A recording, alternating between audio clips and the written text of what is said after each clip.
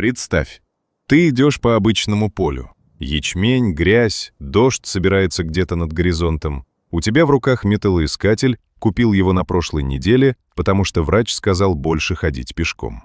Час поисков и одна ржавая гайка. Потом еще одна. Потом фольга от шоколадки, которую кто-то обронил лет 5 назад. А потом писк, от которого сердце проваливается куда-то в живот. Так начиналась почти каждая история, которую ты сейчас услышишь. Скандинавия не Британия с ее тысячами описанных, занесенных в каталоги кладов и многовековой традицией любительских поисков. Здесь находки реже, земля скупее на сюрпризы. Но именно поэтому каждая крупная находка – событие национального масштаба, о котором пишут все газеты страны разом. Музейные директора говорят прессе: за 40 лет работы такого не видел. И это не преувеличение ради заголовка. Это буквально так, дословная цитата. Дания, Норвегия, Швеция. 3 соседние страны, разделенные проливами в паре десятков километров. И 3 совершенно разных закона о том, что происходит, когда твой прибор запищал над чем-то стоящим. В одной стране тебе почти все разрешено, только скажи землевладельцу. В другой, без бумажки из области можно получить реальный тюремный срок. Один и тот же поступок, в одной стране повод для газетной статьи и премии, в другой – уголовное дело. Разберем и находки, и правила, потому что здесь одно без другого не понять.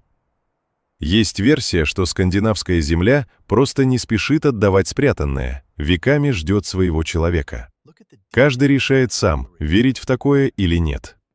Но золото, которое сейчас лежит в музейных витринах Копенгагена, Ставангера и Стокгольма, 1500 лет ждало именно тех людей, о которых пойдет речь. Обычных людей. Не археологов, не искателей приключений. Инженера, студента, пенсионера, 3 подруг с приборами по выходным. Начнем с Дании, потому что здесь самая мягкая система в Европе. Ты можешь взять металлоискатель, спросить разрешение у владельца земли, и все, копай. Лицензия не нужна, разрешение полиции не нужно. Нашел что-то похожее на историческую ценность, сдай в музей, получи вознаграждение, свободен. Закон называется «Данефе», по-датски буквально «то, что принадлежит короне». Корни у него уходят в XIII век, когда король Вальдемар II постановил: «Нашел ценность без хозяина, неси королю». В XVIII веке добавили денежное вознаграждение. Говорят, одна крестьянка в 1693 году сдала золотой рог викингов и получила за это новую юбку. Времена изменились, вознаграждение тоже. К этой системе доверия датчане пришли осознанно, не по недосмотру. Директор музея как-то пошутил в интервью: в стране, где младенцев спокойно оставляют спать в колясках на улице возле кафе, пока родители пьют кофе внутри, довериться людям с металлоискателями не такой уж большой риск. И риск не оправдался. Он окупился с лихвой, причем в масштабах, которые не ожидали даже сами чиновники от археологии. В 2013 году музеям сдали около 5500 предметов. К 2021 уже больше 30 тысяч, рост больше, чем в 5 раз, и все это меньше, чем за десятилетие. Причина простая. Телевизионные передачи про кладоискателей и соцсети сделали хобби массовым. Работают с этим потоком кураторы Национального музея в Копенгагене. Старейшее крыло здания, комнаты, заставленные справочниками 50-х годов с рукописными пометками на полях, которые оставляли еще их предшественники поколения назад. Каждый предмет нужно опознать. Обломок бронзового века, фрагмент оружия викингов, монета средневековья. И решить, тянет ли находка на официальный статус Данефе. Для удобства самих кладоискателей придумали приложение. Фото и координаты точки на карте загружаешь прямо с поля. Дальше уже разбираются музейные специалисты. Армия любителей с приборами буквально переписывает историю страны заново, поле за полем, находка за находкой. И вот с чего началась эта волна доверия по-настоящему массово. С истории, о которой сейчас узнала вся страна. Декабрь 2020-го. Оли Гиннеруп-Шуц – обычный инженер. Металлоискатель купил только что, пользовался от силы пару раз. Пришел на поле друга под городком Елинг, местом, которое считается колыбелью датских королей эпохи викингов. Через несколько часов прибор начинает пищать. Оли выкапывает мятый кусок металла, по форме как крышка от банки консервов. Он даже хотел выбросить находку в мусорный мешок вместе с ржавыми гвоздями и мелкими железками. Что-то заставило его передумать. Сфотографировал, отправил в музей, просто спросить, стоящее ли это. Директор научного отдела музея потом признавался, чуть со стула не упал. Потому что на фото был не мусор. Это было золото VI века. Дальше на месте раскопок археологи вместе с командой из Национального музея достали почти килограмм чистого золота. 22 предмета, массивные медальоны размером с блюдце для чайной чашки, украшения с рунами, отсылки к скандинавской мифологии, символы, которые до этого момента наука в такой связке просто не видела. На одном амулете надпись «Он человек Одина». Находка отодвинула документально подтвержденную историю почитания этого бога в Дании сразу на 1,5 столетия назад. Музейщики сравнивали клад с легендарными золотыми рогами из Галихуса, теми самыми, что были найдены 3 века назад, выставлялись как национальное сокровище, а потом среди ночи их украли из музея и переплавили на слитки. Больше 200 лет эта потеря считалась незаживающей раной датской археологии. И вот сопоставимая по значимости находка вернулась сама из земли под Елингом. «Такое бывает раз в 40 лет работы», — сказал один из археологов Национального музея, и это не фигура речи ради красного словца. Последний сопоставимый по масштабу клад в Дании находили еще в XVI-XVIII веках. Оля получил вознаграждение. Сумму музей официально не раскрывает деталями, но по датским меркам это было выше среднего годового заработка инженера. Его основная профессия теперь звучит скромно на этом фоне. Коллеги по хобби потом шутили. Пик своей кладоискательской карьеры он поймал уже в первый выход с прибором. Дальше можно смело вешать металлоискатель на гвоздь. Пока Оля привыкал к новому статусу местной знаменитости, в другом конце страны 3 подруги готовили собственный сюрприз для датских музеев. Осень. 3 женщины, которые давно ходят вместе с приборами, Яне, Луиза и Мette. Место – окрестности бывшей крепости кольца Фюркат, построенной около 980 года. Той самой, что возводил легендарный конунг Харальд Синезубый. Здесь обнаружили не один клад, а 2, зарытые в нескольких метрах друг от друга. Больше 300 предметов – датские, немецкие, арабские монеты, обрезки серебра, серебряные шарики, декоративная булавка-кольцо. Ученые предполагают, местный знатный человек прятал ценности во время беспорядков возле крепости, возможно, прямо во время того пожара, что по одной из версий и уничтожил укрепление. Хозяин разделил богатство на несколько тайников специально, чтобы не потерять все разом, если один из них найдут чужие. Современная вспашка и баронование за прошедшую 1000 лет разбросали содержимое по большей площади, чем задумывал изначально владелец клада. Из-за этого ученым сегодня трудно определить наверняка, какой именно предмет из какого именно тайника происходит. Серебро и монеты давно перемешались в верхнем слое почвы. Специалист по нумизматике из Стокгольмского университета отметил интересную деталь. Часть монет чеканили с изображением креста. Вероятно, ими Харальд Синезубый расплачивался со своей знатью и заодно незаметно распространял христианство по стране монета за монетой, ведь именно этот конунг считается человеком, который официально крестил Данию. Находка редкая уже потому, что 2 клада рядом с одним и тем же укреплением – случай почти уникальный для датской археологии. Найти 2 тайника поблизости друг от друга – уже удача, которая выпадает кладоискателю, дай бог, 1 раз за всю жизнь увлечения. А вот следующая история про то, как 3 друга буквально нашли золото на конце радуги. В прямом смысле слова, не в переносном. 2016. Группа из 3 друзей с ироничным названием «Команда силы радуги» ищет возле городка Риби.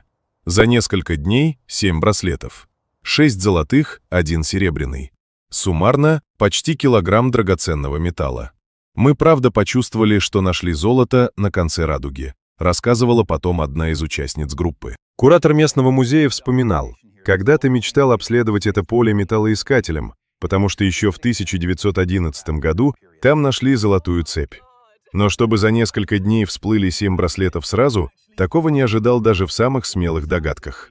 Специалист по эпохе викингов из Национального музея заметил, сама по себе находка одного такого браслета уже большая редкость. 7 сразу – редкость, которая случается не каждое поколение.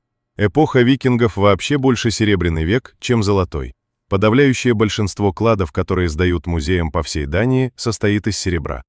Золото копили единицы, только самая верхушка общества могла позволить себе такую роскошь, ведь собственных золотых месторождений на территории современной Дании попросту нет. Металл добывали через торговлю или военные походы. До находки команды «Силы Радуги» крупнейшим золотым кладом эпохи викингов в Дании считалась находка из Вестер-Вестед в Южной Ютландии – 750 граммов золота. Фестедский клад этот рекорд перекрыл сразу и почти на 200 граммов. Куратор музея добавил еще одну деталь. Судя по стилю изготовления, 7 новых браслетов, скорее всего, связаны родством с той самой золотой цепью, что сдали в музей еще в 1911 году. То есть один и тот же клад, возможно, находили по частям на протяжении больше века. Но не всегда все решается миром и рукопожатием в музее. Иногда вопрос вознаграждения доходит до самой высокой судебной инстанции страны. Отдельная история не про золото, а про то, как в Дании вообще считают вознаграждение. Клад из местечка Лундбюкрат состоял из редких средневековых монет. Казалось бы, ничего сравнимого по эффектности с золотом викингов. Но именно вокруг него в 1991 году дошло до Верховного суда страны. Государственный антиквар оценил вознаграждение по своей методике, не строго по рыночной цене такого же предмета у частных коллекционеров, а с учетом редкости, культурной значимости и того, насколько аккуратно кладоискатель обращался с находкой на месте. Нашедший счел сумму заниженной и пошел в суд. Верховный суд Дании в итоге поддержал именно государственную оценку. С тех пор это дело своего рода эталон. Оно объясняет любому датскому кладоискателю простую вещь. Вознаграждение за Данефи не обязано совпадать с ценой на международном антикварном рынке, где продажа подобных предметов вообще-то легальна. Иногда сумма оказывается выше рыночной, иногда ниже.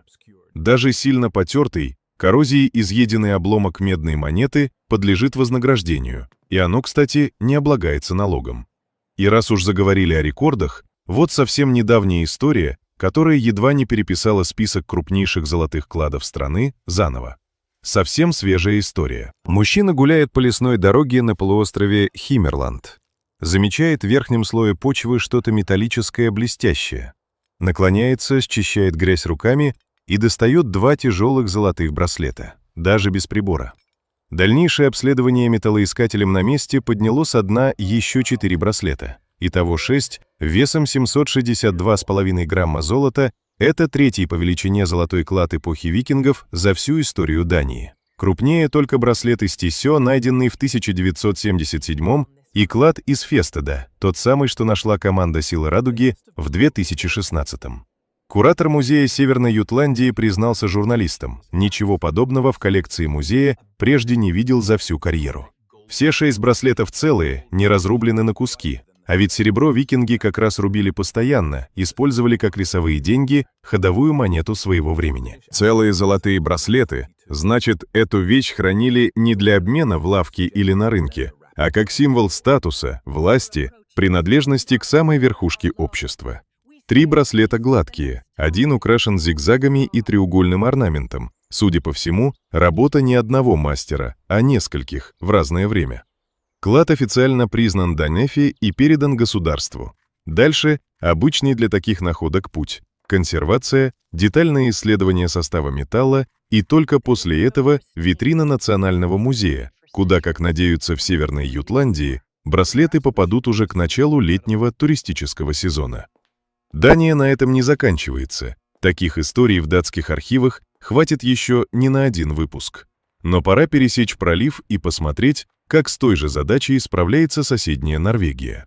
В Норвегии правила чуть строже датских, но тоже не драконовские. Золотая середина между соседями по проливу. Все, что старше 1537 года, а монеты старше 1650-го, автоматически считается собственностью государства согласно закону об охране культурного наследия. Нашел – обязан сдать. Взамен полагается вознаграждение, которое делится пополам между тем, кто нашел, и владельцем земли, где сделана находка. Тем самым землю не запрещают обследовать, но и не обещают кладоискателю все золото мира единолично. Итоговую сумму определяет Норвежское управление по культурному наследию, и на это порой уходят месяцы. Сначала предмет должен пройти через руки музейных консерваторов и специалистов по эпохе, только потом дело доходит до бумажной части. И ровно по этой схеме случилась самая громкая норвежская история последних лет. Лето 2023-го. Эрленд Бор, 51 год, живет под Ставангером. Купил металлоискатель после того, как врач и физиотерапевт в один голос посоветовали больше двигаться. Хобби для здоровья, а вышло иначе. Ходит по холмистому острову Реннессой. Час за часом только фольга и современная мелочь. Потом решает подняться на возвышенность. Думает, если бы я закапывал что-то 1000 лет назад, где бы выбрал место? Поднимается, и прибор взрывается сигналом. Первая мысль — шоколадные монетки. Или пиратские игрушечные деньги, как из мультика про капитана с саблезубым прозвищем, шутил он потом в интервью. Оказалось, 9 золотых подвесок с редкими символами, 3 золотых кольца, 10 золотых бусин. Все вместе больше 100 граммов чистого золота возрастом 1500 лет. Директор музея археологии при университете Ставангера назвал находку «золотой находкой века» в Норвегии. Найти столько золота одновременно, по его словам, событие крайне редкое. Сопоставимых случаев не было со времен 19 столетия. Специалисты рассмотрели изображения на подвесках, конь с высунутым языком, подогнутыми ногами. Похоже на страдание, болезнь. Есть версия, что символ связан с богом Одином, исцеляющим больного коня своего сына. Мотив близкий по смыслу к христианскому кресту того же периода, который как раз в эти века начинал распространяться по Европе. Символ беды, но и надежды на исцеление одновременно. Находку сразу же назвали уникальной еще по одной причине. Подвески такого типа, так называемые брактиаты, тонкие односторонние золотые медальоны, на сегодняшний день в общей сложности находили в Норвегии, Швеции и Дании около 1000 штук. Но такое количество золота одним куском, одним разом в одном месте – случай почти беспрецедентный. Ближайшая сопоставимая по значимости находка в Норвегии относится еще к 19 столетию. Землевладелец, кстати, разрешение на поиск дал без особых раздумий. Знал Эрленда лично, ничего сенсационного не ожидал. Эрленд получил вознаграждение от государства и, по собственным словам, не бросил хобби. Только теперь мечтает найти еще и серебряную монету, признаваясь, что серебро ему пока не попадалось ни разу. Золото не единственное, что скрывает норвежская земля. Иногда куда больше может рассказать простое серебро, найденное совсем непарадным способом. Канун Рождества. Мужчина по имени Павел Беднарский выходит на привычную прогулку с прибором недалеко от дома. Земля мерзлая, но не настолько, чтобы прибор молчал. Всего в нескольких сантиметрах под поверхностью пара колец, обрезки арабских монет, фрагменты серебряного браслета. Возраст около 1100 лет, 8-9 век, самое начало эпохи викингов. По словам исследователей, в те времена подобные обрезки серебра могли стоить примерно как половина коровы, деньги в буквальном смысле кусковые, отрубленные по весу, а не по номиналу. Фрагментация вещей не случайность и не небрежность. У викингов была так называемая весовая экономика. Не бартер в чистом виде, но и непривычная нам монетная система. Ценность определяли на глазок и на маленьких переносных весах, которые сами по себе часто становятся отдельной ценной находкой для археологов. Сам Павел признавался, что поначалу даже не понял масштаба находки, думал обычный лом. Только когда специалисты определили возраст и происхождение фрагментов, стало ясно, перед ним не просто металл, а осколок реальной торговой системы, которая связывала Скандинавию с исламским миром за 1000 километров, еще до того, как в Европе появилась единая монета. И раз уж заговорили про образцовое поведение, вот случай, который норвежские чиновники теперь официально называют примером того, как все должно происходить. 10 апреля. 2 кладоискателя, Руне Сетри и Вегард Сёрли, обследуют поле в местечке Мёрстад в области Эстердален. Раньше здесь никто с приборами не ходил. Находят 19 серебряных монет. И вместо того, чтобы продолжать копать самим, сразу звонят областным археологам. По всем правилам, шаг за шагом, как учили на курсах для кладоискателей, которые оба предварительно прошли. Дальше начинается то, что археолог области Инландет назвала невероятным. За первый же день совместных раскопок число монет выросло до 70, дальше за 500, дальше за 1000. К концу апреля счет пошел на 3 с лишним тысячи.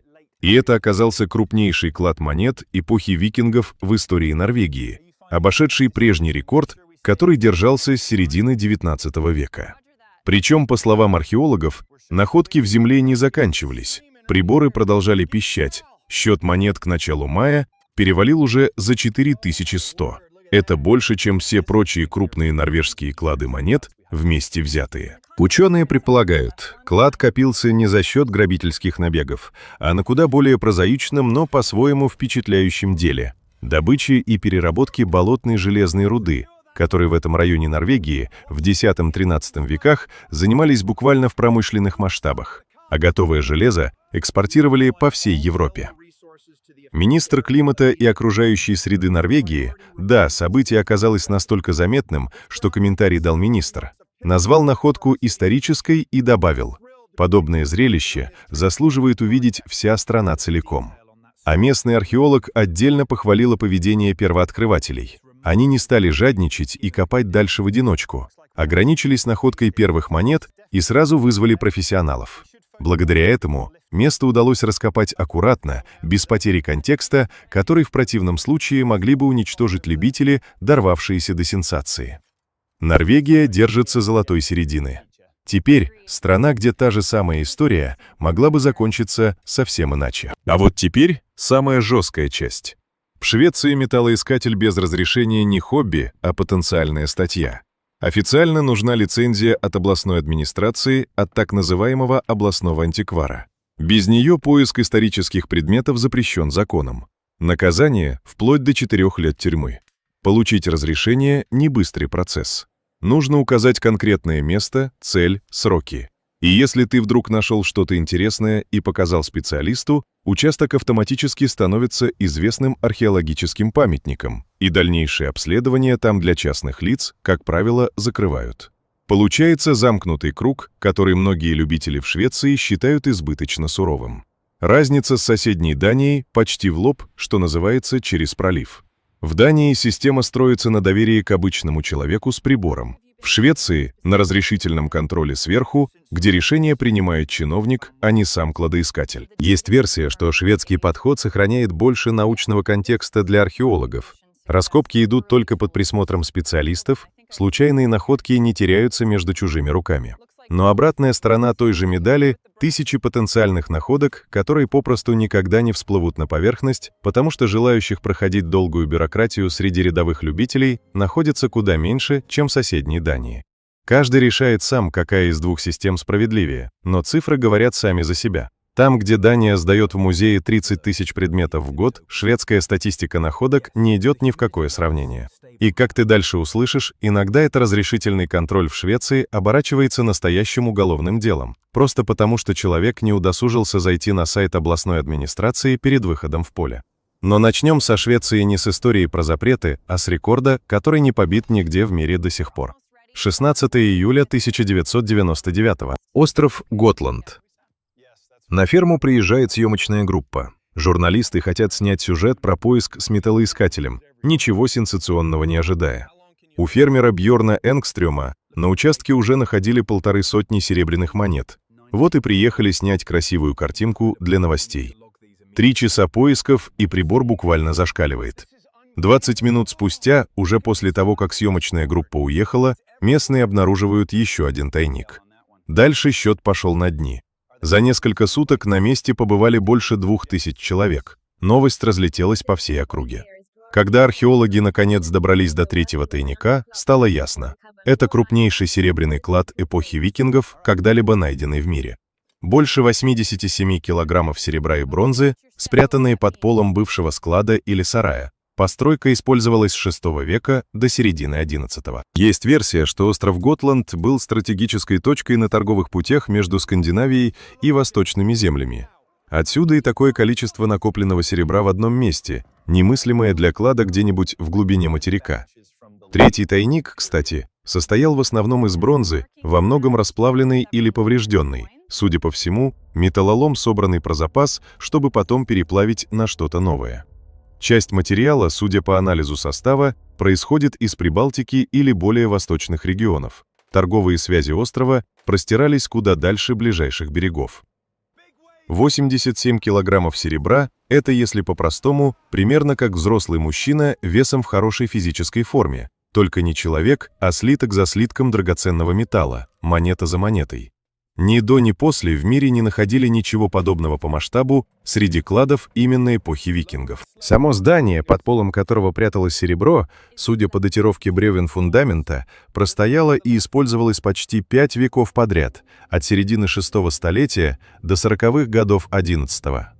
Тайник копили не один день и не один год, а, возможно, несколько поколений одной семьи.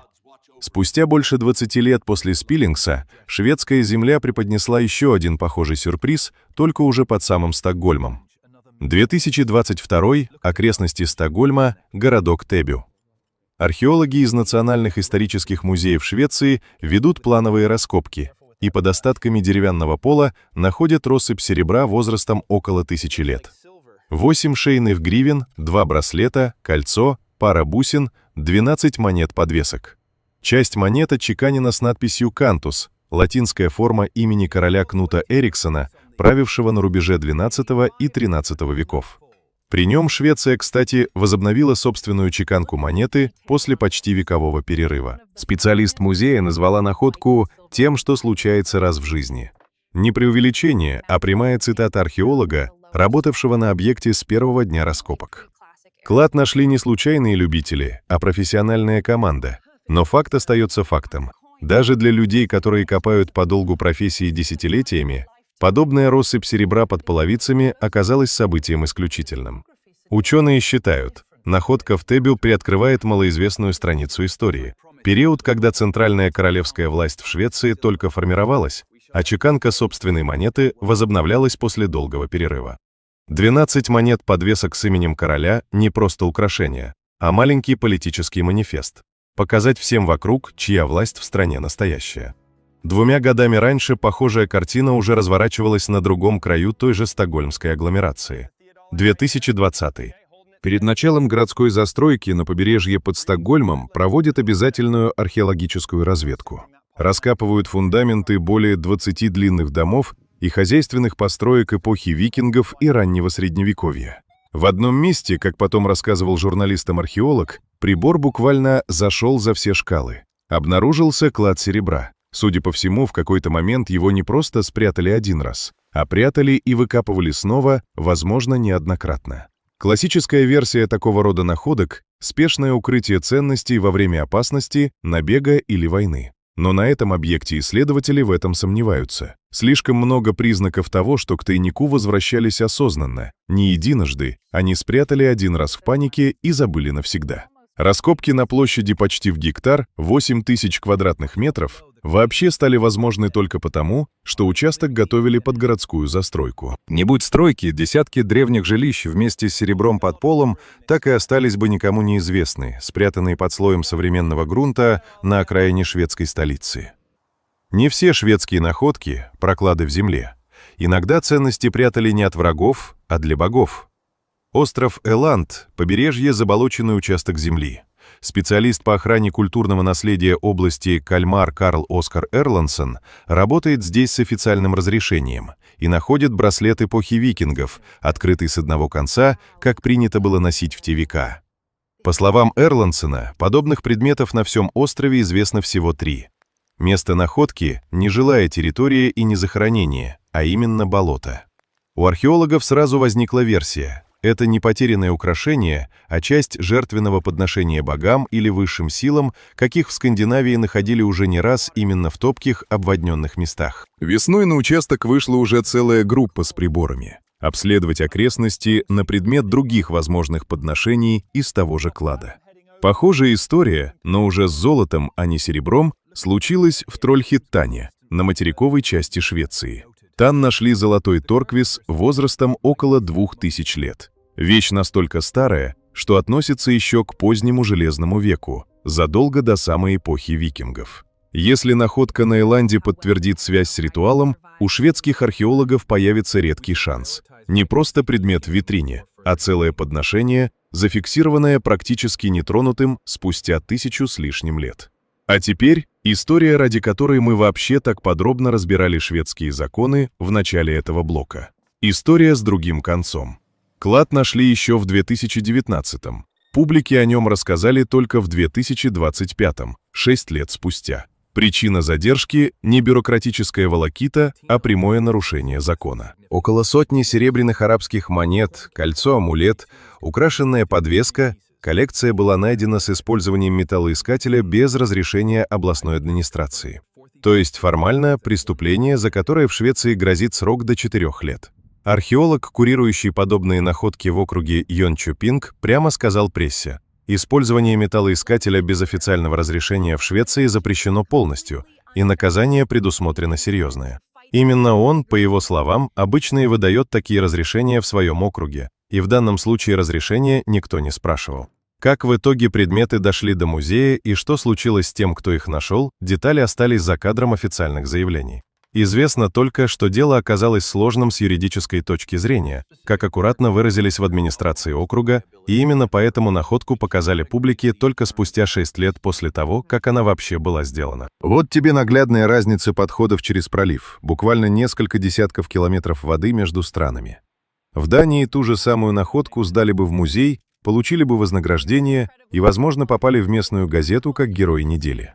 В Швеции годы юридических разбирательств и потенциальная статья Уголовного кодекса за один и тот же по сути поступок. Человек с прибором нашел в земле что-то ценное и захотел про это рассказать специалистам. Кстати, этот же археолог из Йончопинга каждому кладоискателю в своей области советует одно и то же. Прежде чем включать прибор, подать заявку на разрешение. Даже если кажется, что поле самое обычное и ничего интересного там быть не может. На этом наш маршрут по 3 странам заканчивается, но истории продолжают появляться каждый сезон, стоит только сойти снегу с полей. 3 страны, 3 системы, и результат разный. Дания собирает десятки тысяч находок в год, именно потому, что не боится довериться любителям. Норвегия держит золотую середину. Швеция запирает дверь на замок, и, как показывает йончопингская история, замок иногда все равно взламывают. Но объединяет все эти истории одно – человек с прибором, купленным на распродаже или после совета врача, погулять побольше. Обычное поле, обычный день, ничего не предвещавший с самого утра. И миг, когда писк в наушниках меняет представление о собственной жизни, пусть даже на пару строк в местной газете, и скромное вознаграждение, а не миллионы, о которых мечтают в других странах.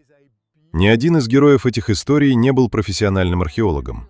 Инженер, студент, пенсионер на новом хобби для здоровья, 3 подруги, которые ходят с приборами по выходным вместо шопинга.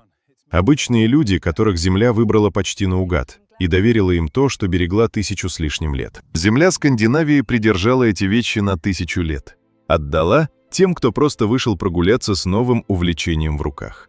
Кто знает, что она еще бережет под слоем дерна где-нибудь под Елингом, Ставангером или на берегу Готланда, и кому Земля решит довериться в следующий раз.